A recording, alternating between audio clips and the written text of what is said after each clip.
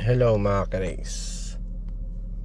So sa mga problema dyan na pagpa-change oil na, ayan, na PMS, nandun pa rin yung indicator na yun. Indicator tools. Ayan. Same lang din na sa akin. So ating ayusin.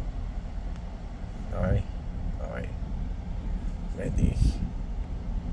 Alamig talaga ng aircon. Sige, punta tayo dito sa yan, sa settings.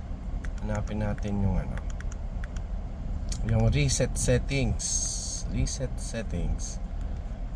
Tapos yan nasa diba? Punta lang kayo sa yes, and then enter. Enter nyo lang yan. Yan, to ngayon, yes natin. Try natin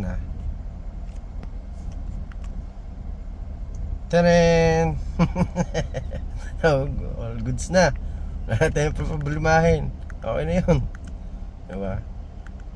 Yan na. Good. Then try natin na patayin yung engine. Try natin patayin yung engine.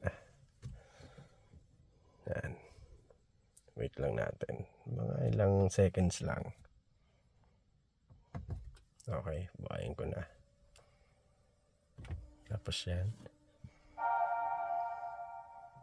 Dapat pag magbubukas kayo ng engine, dapat ito muna. Mabibigla kasi yung computer box niya. Tapos saka nyo start yan. Sa lahat ng matic hindi, kahit hindi naman matic, kasi meron din akong Strada, hindi susi, hindi naman matic, parang kailangan ng heater, parang sa jeep pack, para dire-diretso yung buhay. Okay, yan, wala na tingnan natin wala na.